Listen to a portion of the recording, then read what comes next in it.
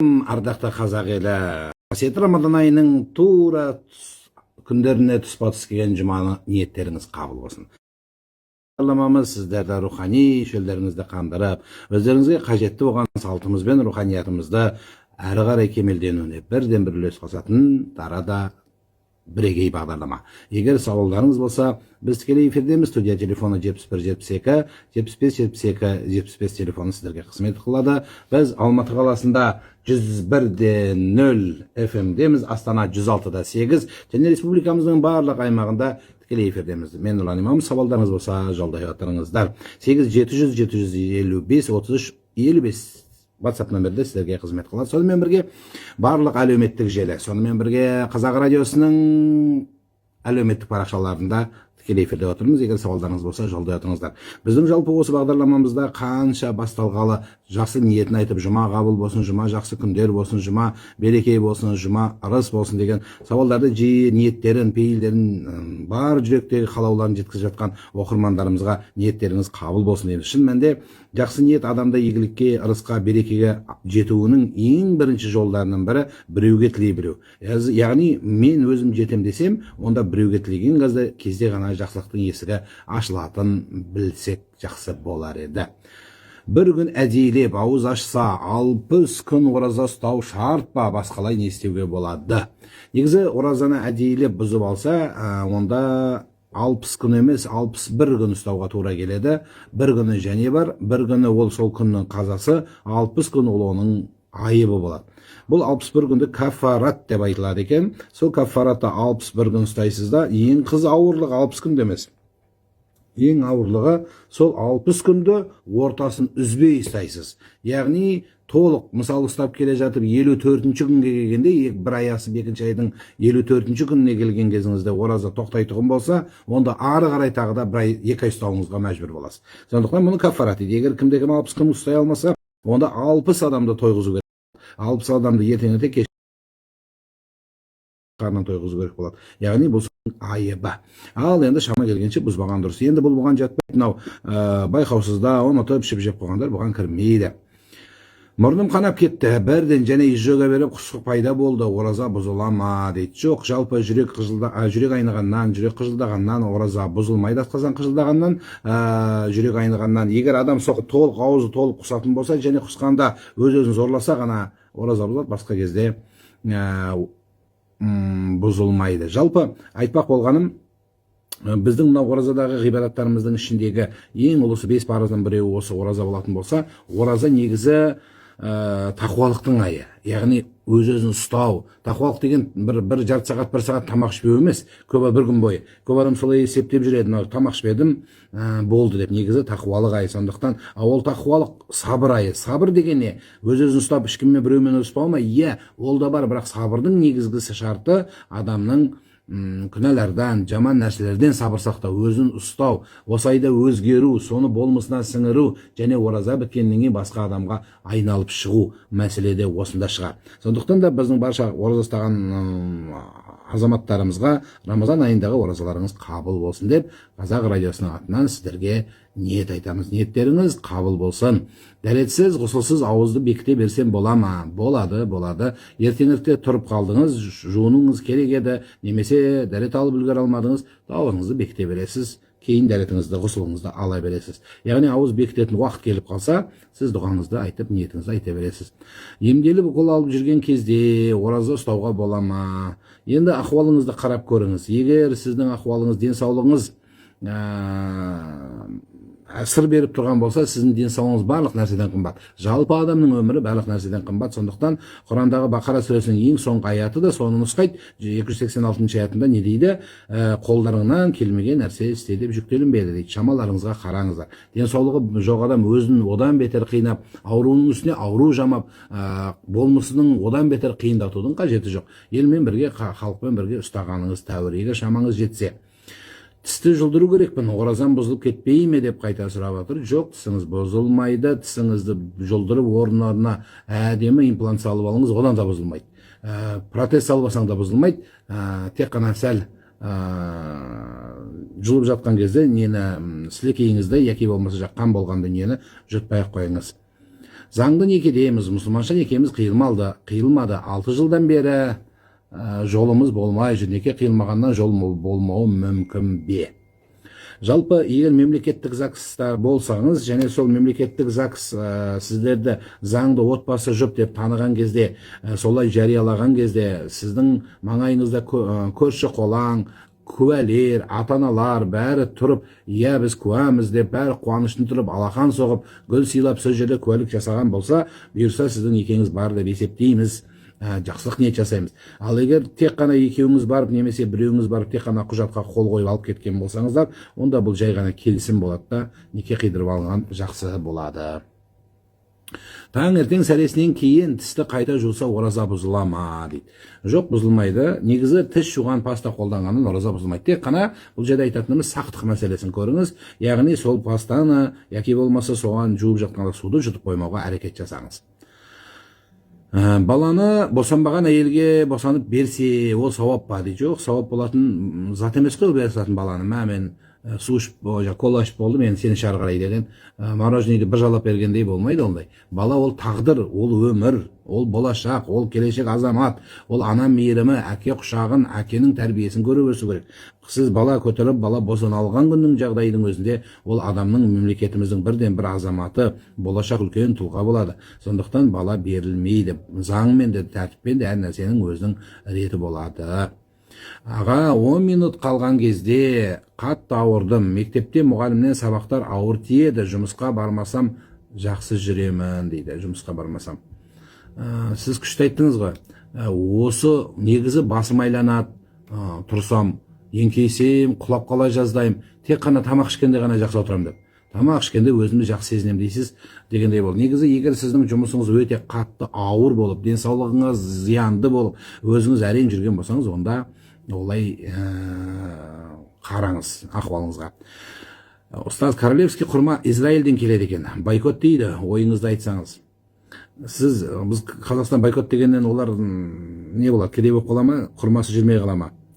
Негізі осындай нәрсе бар. Мына колаға байланысты, Американың жаңағы Starbucks'на байланысты, кеше ғана көріп қалдым, жаңағы Американың системасында мына нені жариялаған екен, ораза ұстағандардың құрметіне, ораза мұсылмандардың құрметіне бәлен деген кофені біз бәлен уақытта тегін береміз, немесе акциямен береміз деп таратып жатқан көрінеді. Соған біздің анау ойы сәл шолақ келте ойлайтын азаматтарымыз, діншілдеріміз соны жаңағы компанияға біз не жариялаймыз, бойкот жариялаймыз деп қорқытып жатқан көрінеді, келін кетем дегендей. Ол сенің бойкотыңнан қорқпайды ол. Біріншіден, екіншіден, ол мұсылмандарға емес қой. Ол жер бетінде мұсылмандардан басқа адам өте көп жер бетінде. Сол басқа адамдарға, мұсылмандардың құрметі үшін сендерге де жеңілдік жасаймын деген компанияның өзінің бизнес қадамы. Міне осылай түсініңіздер сіздер. Жаңағы жұманы қара черный пятница десе, Black Friday десе, біз сол Black Friday'ді ойбай жұманы қара деді деп қанша бір сауатсыз адамдар дүрлікті.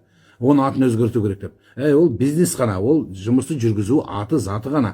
Сондықтан сенің королевский құрманы алып жей бер, одан ештеңен кетпейді. Әр нәрсе өз жөнімен болу керек, дұрыс түсініңіздер деген сөз. Әрі ол құрмаңыз Израильден келмейді, Сауд Арабиясынан да келетін, тура сонда королевский құрма бар екен, біліңіздер. Ассаламу алейкум, бізде қоңырау бар алғашқы. Алло. Алейкум ассалам. Баршамызға.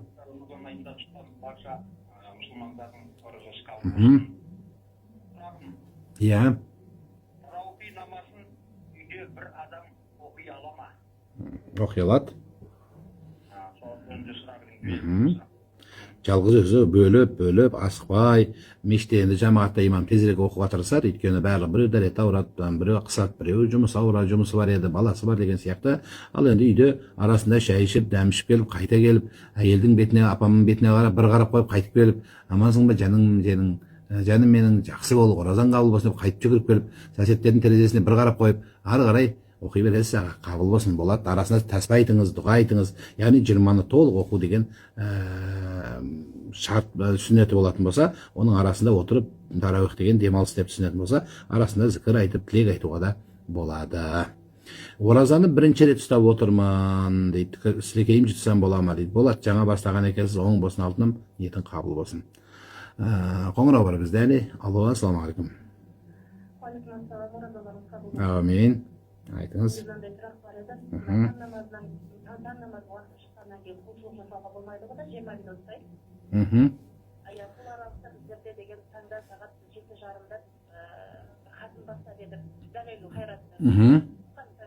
Тамаша.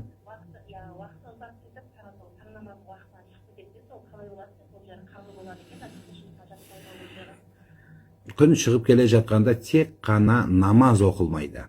Яғни сол 20 минут болмайды енді, әр жерде әрқалай, кейбір жерде 7-8 минуттан бастап бір 10 минуттың үстінде болады. Әр жердің күн шығу уақыты әрқилы.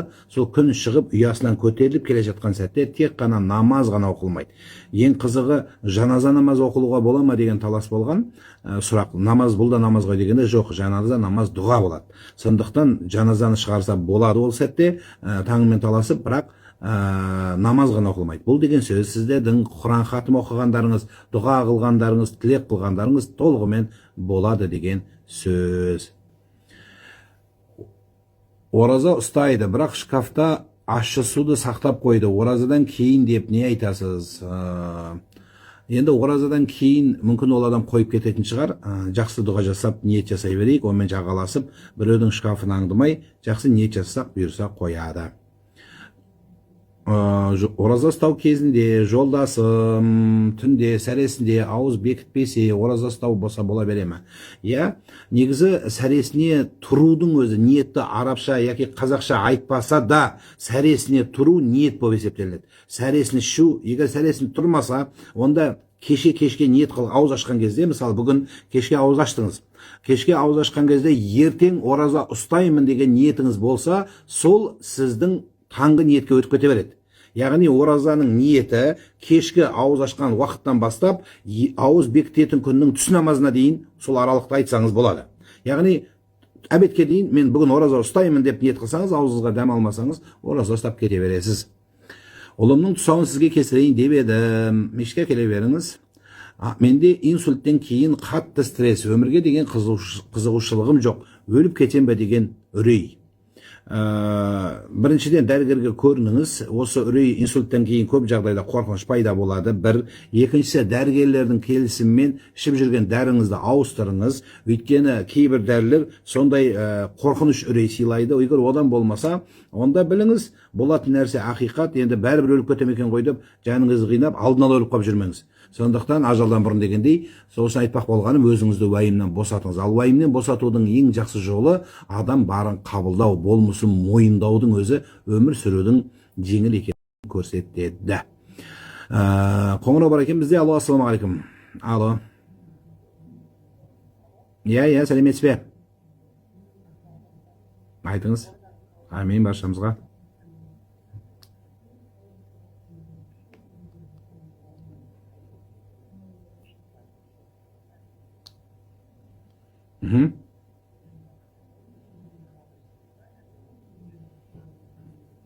Еркек адам бір сәтте 4 әйелдің күйеуі бола алады. Бұрынғысына талақ бермейді, сізді ала алады, одан кейін сіздің үстіңізге тағы біреуін қосып ала алады. Екеуінде, сонда 4 әйелді бір сәтте алады. Әйел адам бір сәтте тек қана бір ердің ғана жары бола алады. Сондықтан оның бұрынғы өмірін араласпаңыз. Әлбетте, егер ол адам онымен тұрмаса, бірінші әйелімен, онда оны талақ беріп жіберуі керек. Ол анық. Неге? Өйткені зорлап сен менің әйелімсің деп ешкімнің құлы емес. Сондықтан кейбір ажырасып кеткен азаматтар, мен саған талағымды бермеймін деп жаңағы өзіне меншіктеп алған. Сізге берген Алла Тағала, бірақ сіз құдай емессіз, сондықтан тұрмайым деген адамды зорлап күйеу қылудың, әйел қылудың жолы дұрыс емес. Солай. Ал енді айтпақ болған келесі бір мәселенің біреуі сауал бар екен. Қосып берейік. Алло. Алло. Алейкум салам.